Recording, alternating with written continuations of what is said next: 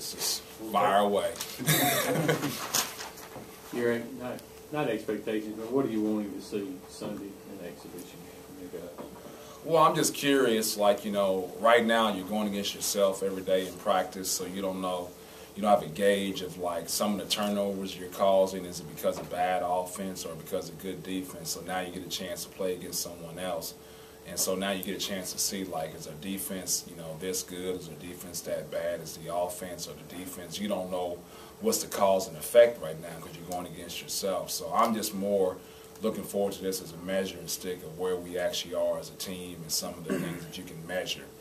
But the other thing I'm looking forward to the most is, like, do our guys have some enthusiasm about playing a game of basketball? Do we go out there with some fire and some competitive spirit? That's the thing I'm looking most forward to. How is the progress, whether it's been picking up your defense or the motion offense, is it where you thought it would be going into the exhibition game, or? Oh, I'd say we're a little bit behind right now as far as, like, our half-court offense. I think our full-court offense, as far as, like, our secondary and transition break, is on pace right now. Defensively, you know, we got a lot of ways to go. Excuse me, a long ways to go. Just simple things like as far as, like, rotating to the basketball and sinking the help side and things like that. I think right now we're a little bit more concerned about our man on help side D than actually where the ball is. But that's pretty typical, you know, right now early in the season when you're taking over a team. So I really don't know for sure until we play somebody. How important is the success of this team, you think, going to be tied to getting Craig Sword up to speed to where you can have him at the point guard spot to help out Travante this season? Well, he really doesn't have a choice. Yeah. You know, at this point in time, you know, Travante can't play 40 minutes a game. So, like, he is going to play some point guard for us. And, you know, I think he's going to do a fine job at that. He's just going to have to learn the difference between, like, you know, when to go and when not to go. You know, we don't want to temper, you know, Craig's enthusiasm about going to go make plays. You know, I think that's one misconception people have about being a point guard is I don't want that person to use. I want him to run the team and kind of be pass first. And, you know, if you have the ability to go out and score in transition, we want you to do that. And Craig has that ability. We just want to make sure, like, when it's not there, now do you have the ability to pull it out and start the offense and just play basketball? How does he help as far as, you know, penetrating and be able to kick things back out and do some things maybe Travante can't necessarily do as often as Craig did? Well, I think the biggest thing right now for Craig is that he has a college-ready body already as an incoming freshman. And so he has a physical strength, and he's also taller and bigger than Travante is. So he's our best, you know, penetrator. The thing about him, as far as, like, his ability to get into the lane, it opens up things for himself. It opens up things for some of our guys that can really shoot the ball, like Jalen Steele and Fred Thomas. So we want him to continue to try to get into the lane and make plays. Now it's this decision-making once he gets into the lane. I don't think there's very many people that can stop Craig from getting to the lane. It's just like what happens once he gets there. Is it a good thing or a bad thing? Fred Thomas, obviously a good shooter, and Jalen was saying good things about him. Is he a guy that has that confidence as a freshman to step in and hit some shots? He doesn't lack for confidence. You know, like, if anything, we'll have to teach him, you know, what's the difference between a good shot and a bad shot. But right now, like, you know, Fred has made big games throughout his whole career, especially, you know, high school and some of the championship games and things like that. So he doesn't, you know, lack for confidence and all, and I think that's a great thing. You know, like, I'd much rather have to temper a guy, like, as far as, like, you know, him taking a bad shot and, like, his confidence and try to pump it up, because sometimes you can't do that. But we can definitely, you know, pull him backwards if we have to. But at this point in time, we haven't had to do that.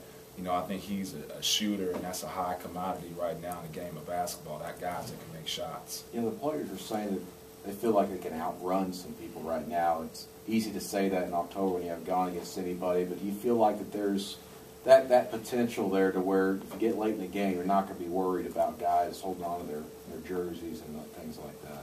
Yeah, well, they're playing against themselves, too. Yeah. So if they're outrunning people, they're outrunning their teammates right now. So I don't know if that says anything about outrunning anybody. But at this point in time, I'm glad our guys feel like they can get out and transition in secondary and go make plays by outrunning people.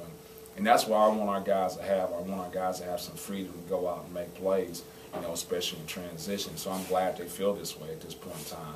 But like you said, you know, like, it's October and things like that. But I don't see ourselves getting in worse shape throughout the season. If anything, we'll get in better shape. So if they can feel they can outrun people in October, they should be able to outrun people in December and January.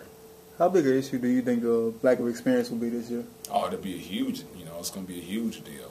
Like we just got basically a new team. We only got a couple guys, that play college, basketball. And what we try to do in practice right now is we try to play a lot of games, and like whether it be a 4-minute game or an 8-minute game, and have late game situations and see if our guys deal with time and score. I think that's the biggest difficulty you have with guys that are inexperienced is not whether they can play college basketball. It's what type of decisions they make in crunch time.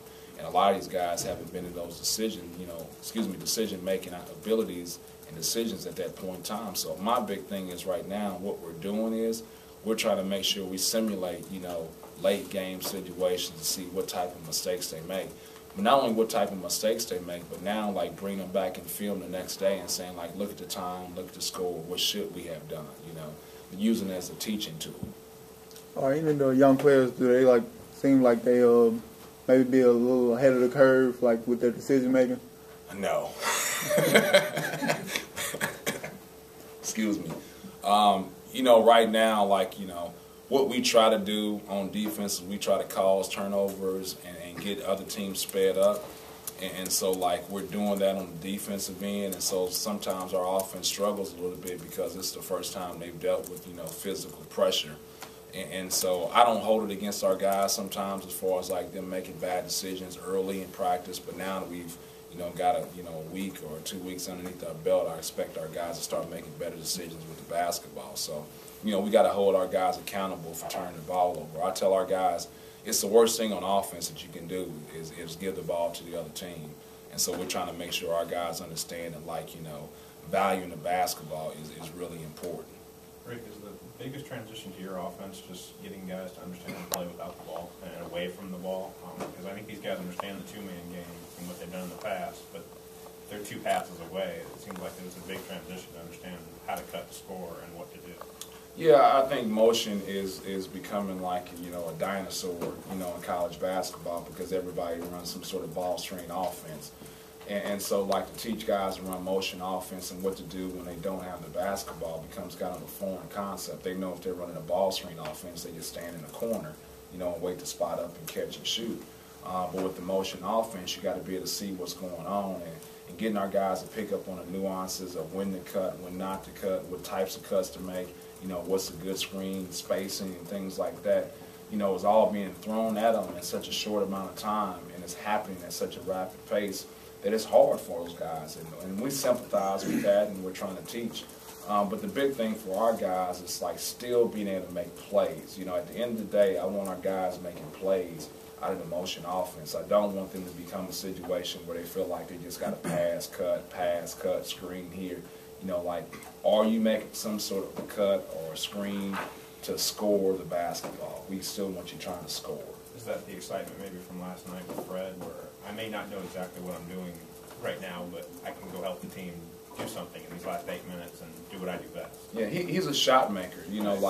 Fred may not know exactly what he's supposed to be doing at that time and point, but he knows the ball is in the air and it's coming to him that I better be ready to catch and shoot, or shot fake and go by my guy and shoot. And so that's the thing that's encouraging about him is he doesn't get lost as far as in the motion offense, as far as he may not know where he's going or what he's doing at that point in time, but he knows how to play basketball. And so he's been able to score out of the motion offense based on that fact.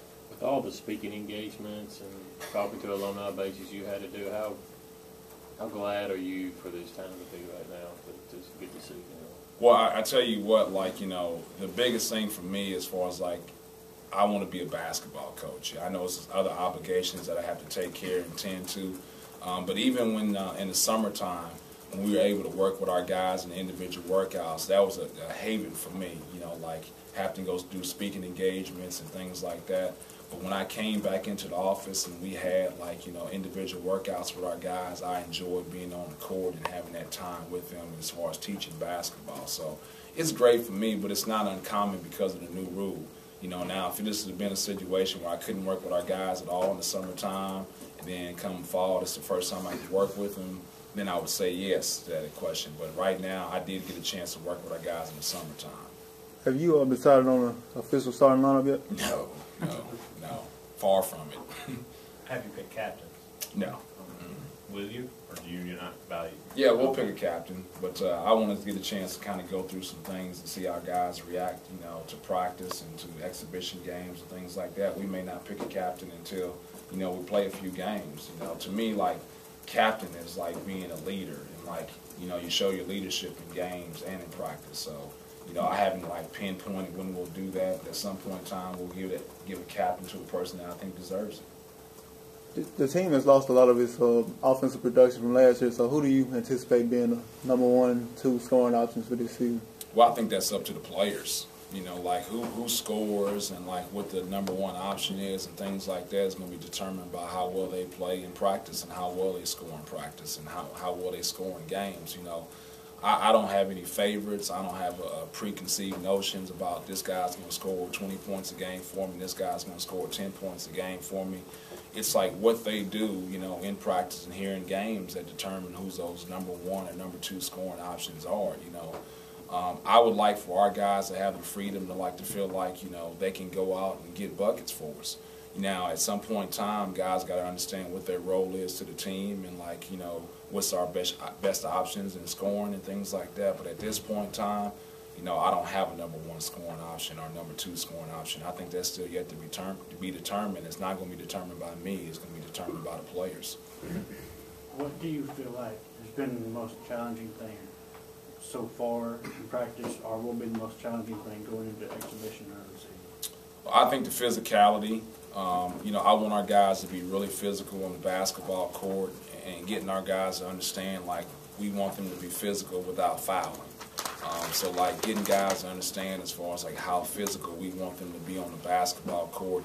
And it's not just, the guys that are returning, but, in high school, a lot of these guys were, the number 1 option and the star, and they needed to be in the game. And so they didn't play physical. They didn't do some of those things that we wanted them to do. So making that adjustment to being like a guy who was an offensive star to coming into a system now, we want you to play defense and we want you to play physical defense, has been a little bit of an adjustment, not just for the incoming guys, but for the guys returning too.